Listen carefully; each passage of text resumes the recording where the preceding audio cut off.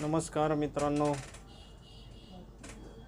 Dnyanradha मल्टीस्टेटचे chairman Suresh कुटे sir काही वेळापूर्वी आपल्यासमोर आले होते.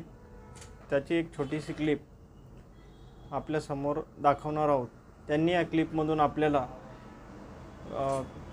कोर्ट केसेस न करण्याचे आवाहन केले आहेत. तर सर्वांनी काळजीपूर्वक ही क्लिप ऐकून घ्यावी व त्यांना अजून थोडासा वेळ द्यावा, हे या व्हिडिओमधून दिसून येते. नमस्कार. परत आपल्या समोर आलोय की ज्या काही गोष्टी तुम्हाला परत एकदा ब्रीफ कराव्याशा वाटल्या की जेणेकरून तुमच्या मनाचा संभ्रम दूर होईल, त्यासाठी परत एकदा मी तुमच्या समोर आलोय. निश्चितच तुम्हाला चांगलं वाटतंय नाही वाटतंय हा भाग वेगळा आहे, पण माझ्या ऑथॉरिटी प्रमाणे तुम्हाला एक्सप्लेन करणं खूप गरजेचं आहे की जेणेकरून ज्या काही गोष्टी झालेल्या आहेत आणि ज्या गोष्टी आता कम्प्लीट होत आलेल्या आहेत त्याचं ब्रीफिंग करणं गरजेचं आहे. जसं की मध्यंतरी जी आपण थोडा डिले झाला, तो डिले आता जवळजवळ फायनल झालेला आहे. म्हणजे ते ज्याचं सोल्युशन आपल्याला आता लगेच मिळत आहे. म्हणजे ते सोल्युशन मिळाल्याबरोबर आपल्याला आपलं वाटप चालू होईल. हा सगळ्यात महत्वाचा भाग आहे की जे तुम्हाला ऐकायचं होतं. दुसरी गोष्ट की ज्या काही द कुटे ग्रुपच्या ज्या पेंडिंग ओव्हरड्यूचे जी अकाउंट्स आहेत बँकेची, त्याचे मी मागच्या वेळेस शिष्टमंडळालाही ब्रीफ केलं होतं की आम्हाला नोटिसेस येत आहेत, त्याला आमची लिगल टीम आन्सर देते आणि त्याला टाइमलाईन मिळत राहत असतो आणि तो टाइमलाईन घेतोय आम्ही. पण या बँकर्सनी आमच्या बीजे ऍक्सेप्टन्स घेतलेल्या आहेत, त्याचं ऍक्सेप्टन्सचं ड्राफ्टिंग आम्ही मागच्या शिष्टमंडळाच्या मिटिंगमध्ये दाखवलेलं आहे त्यांना. पण त्यांच्या ज्या गाईडलाईन्स असतात त्यांना आरबीआयच्या, त्या गाईडलाईन्स प्रमाणे त्यांना त्यांच्या कम्प्लायन्सेस कम्प्लीट करावे लागतात. त्यामुळं पेपरमध्ये देणं, आम्हाला नोटीस देणं, आमच्या लिगल टीमनं त्याला आन्सर देणं, त्यांनी कोर्टात देतं आम्ही त्याच्यावर स्टे घेणं, तर हा प्रोसेसचा भाग आहे. हा आम्ही चालू ठेवलेला आहे आणि त्यांनाही तो चालू ठेवावा लागणार आहे जरी त्यांनी बीजी ऍक्सेप्ट केली तरी. म्हणजे का की ह्या दोन्ही गोष्टी सायमल्टेनियसली चालतात. आता ही घटना तुम्ही परत ते पॅनिक होतात की आज मीडियामध्ये आल्यानंतर, तर माझं त्यामुळे आपल्या सगळ्याला विनंती आहे की याचं क्लिअरिफिकेशन मी मागच्या वेळेस शिष्टमंडळाला दिलेलं आहे. त्यावेळेस असं झालं होतं, आपली नोटीस निघली आणि ती व्हायरल झाली, त्यात तुम्ही बऱ्याच जणांनी कमेंट टाकलं, मी त्याचं एक्सप्लेनेशन तुम्हाला दिलेलं आहे आणि आजही मी त्याचं एक्सप्लेनेशन तुम्हाला देतो की तुम्ही या गोष्टीवर पॅनिक होऊ नका. त्यामुळे मला परत आपल्यासमोर यावं लागलं. बिलकुल पॅनिक होऊ नका. त्याचा आणि आता आपल्या फंड्स रिलीज व्हायचा काही संबंध नाहीये आणि कुठलाच संबंध राहिलेला सुद्धा नाही आता, कारण आता सगळ्या कम्प्लायन्सेस संपलेल्या आहेत. फक्त आता वाट बघायची आहे की किती तासांनी होतंय किंवा कधी होतंय. त्याच्यामुळे मला तुम्हाला डेट नाही द्यायची की मला तुम्हाला फक्त एकच आहे की कारण आता आज उद्या कधी पण ते पेमेंट रिमिटन्स येऊ शकतं आणि तुम्हाला वाटप चालू होऊ शकते. त्यामुळे आपण तारखेची मागणी पण करू नका, कारण आता आपली तारीख द्यायचीच नाही, कारण आपल्याला आता फंड्स रिलीज होणार आहे, त्याचं वाटपच करायचंय. फक्त माझी विनंती तुम्हाला आहे की तुम्ही निश्चित पॅनिक होताय, बरोबर आहे, पण पॅनिक होऊ नका.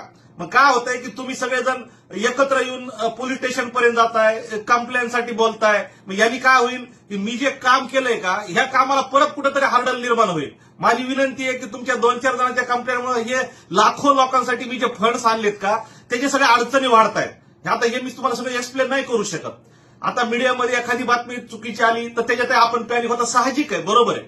तर माझी शिष्टमंडळाला एक विनंती आहे किंवा मी काम सगळं चांगलं केलेलं आहे, ट्रान्सपरंट केलेलं आहे आणि हे जे फंड्स आणलेत ह्याचे इव्हिडन्स तुम्हालाही दाखवलेले आहेत.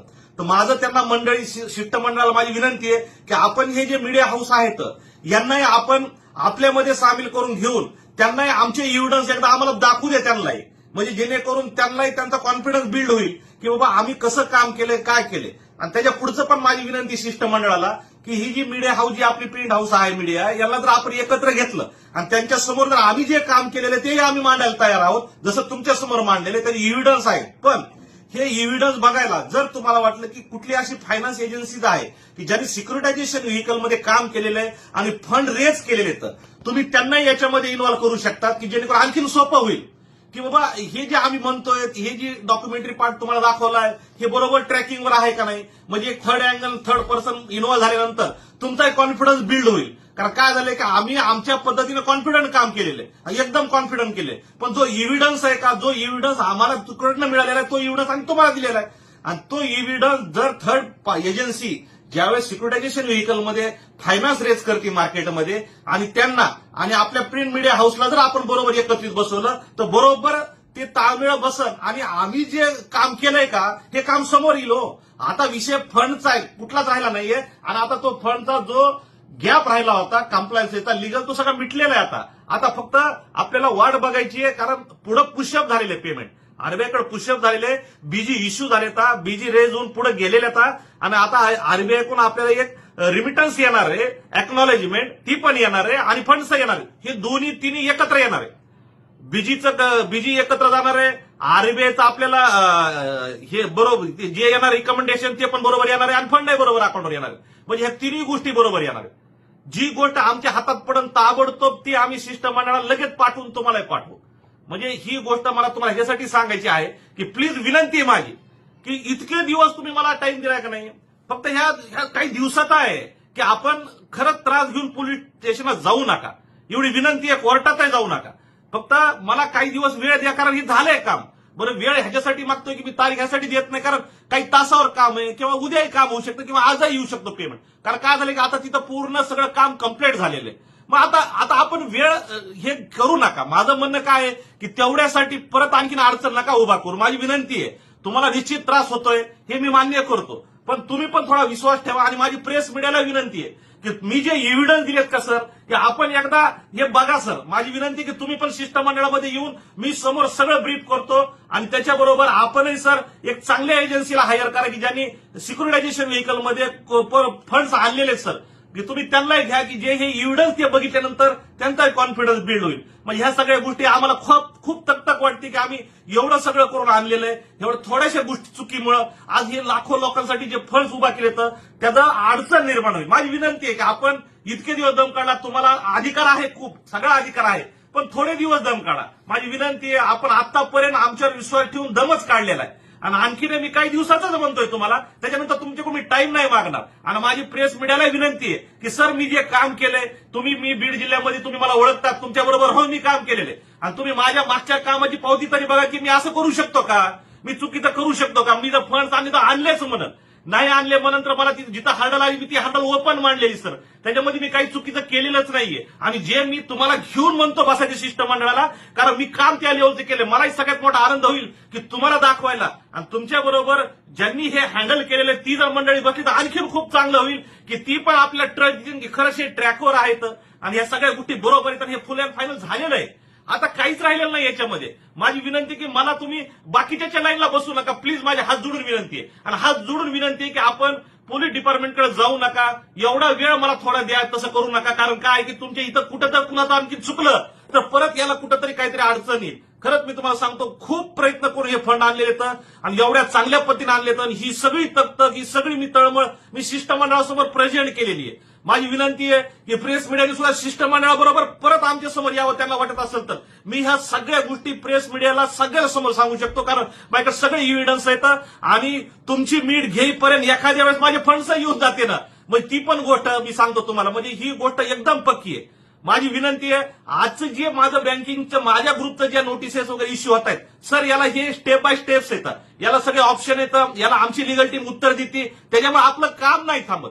तो एक त्यांच्याही सिस्टीमचा पार्ट आहे, पण त्याला आपणही त्याला उत्तर देणं आमच्या सिस्टीमचा पार्ट आहे. आम्ही त्याला उत्तर दिले. आणि ह्या मंडळीनं आपली बीजी घेतलेली ना सर, ऍक्सेप्टन्स घेतलेला आहे आणि त्यांनाही बीजी जाते. मग ती बीजी गेली की त्यांचाही तो नलिफाय होतो, पण त्यांना ती प्रोसेस त्यांना त्यांच्या गाईडलाईन प्रमाणे करावं लागते. याला आमची लिगल टीम त्याला आन्सर देते.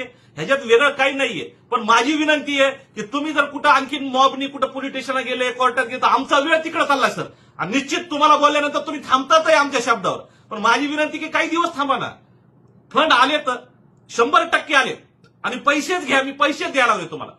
माझं दुसरं काहीच इंटेन्शन नाहीये. 1-2 दिवस घेऊन मला काय होणार मला सांगा तुम्ही. इतके दिवस तुम्ही मला टाइम दिलाय, मी तर तुम्हाला आता पैसे द्यायला लागले, कारण पैशाचं काम झालेलं आहे बिलकुल. आणि आता कुणी काही स्वतःच्या वैयक्तिक स्वार्थासाठी अफवा पसरवतं, कुणी काही करतं. प्लीज माझी विनंती, तुम्ही विश्वास ठेवू नका. जे शिष्टमंडळ तुम्ही दिले, ज्या शिष्टमंडळाला सगळी लीड करतायत आणि त्या शिष्टमंडळामध्ये तुम्ही त्याच्या टेक्निकल मंडळी टाका, तुम्ही प्रेस मीडिया त्याच्यामध्ये टाका आणि एखादी चांगली एजन्सी हायर करा.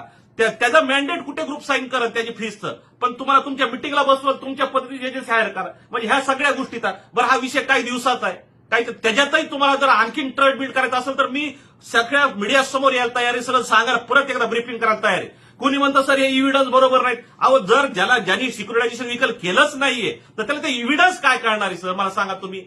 कळूच शकत नाही. आपण फक्त बँकिंग करतोय, लोन घेणं, प्रॉपर्टी मॉर्गेज करणं, हे करणं. अरे पण हे जे इव्हिडन्स असतात, हे सिक्युरिटायझेशन व्हेकल चालतं कसं, हे इव्हिडन्स पक्के आहेत का नाही सर, सर्वसाधारण माणसाला मला पण नाही कळणार, कारण मी अगोदर काम नव्हतं केलं. पण आज मला कळतंय कारण मी रोज त्याच्यामध्ये इन्व्हॉल्व आहे ना.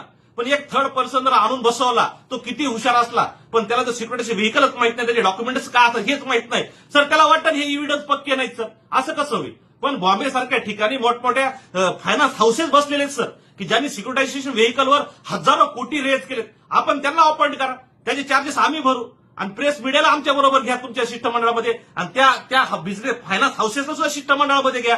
आणखीन आपल्या लेवलला कुणी चार्टर्ड असतील आणखीन चांगले, ज्यांनी करून सिक्युरिटायझेशन व्हेकलवर काम केलं त्यांनाही तुम्ही टेक्निकलमध्ये बसवा. आम्ही तर उलट तयार आहेत सर, कारण आम्ही हे केलंय काम आणि फायनल झालेलं आम्ही रेडी आहेत, काहीच अडचण नाही. आणि सगळ्यात महत्वाचं तर पैसे द्यायला रेडी आहेत, बाकी विषयच नाही काही. पैसे देणारच त्यांना कधी मिळू शकतात, आज मिळतील उद्या मिळतील, कारण हे सगळं झालेलं आहे.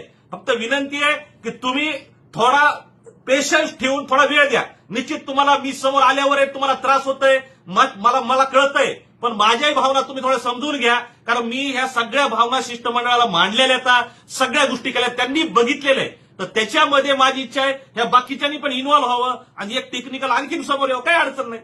काम झालेलं आहे, तुम्ही समोर यूज तर कदाचित पेमेंट सुद्धा अकाउंटवर आलेलं असतं. एवढं मी आपल्या चरणी सांगतोय आणि माझी विनंती आहे की आपण हे सगळं हे करून मला आणखीन काही वेळ देताल आणि चांगल्या पद्धतीनं सगळ्याचं कल्याण होईल तुमच्याच हातानं. आणि 100% सांगतो सर, हा इतिहासच घडलेला आहे. तुम्ही म्हणता घडल नाही, हा इतिहास ऑलरेडी घडलाय आणि हे 100% ना 1001% खरंय आणि 1001% पेमेंट आलेलंच आहे. बिलकुल तुम्ही त्याच्याबद्दल निश्चिंत राहा, एकदम समाधानी राहा. एवढंच मी आजच्या दिवशी आपल्याला सांगतो आणि थांबतो. नमस्कार.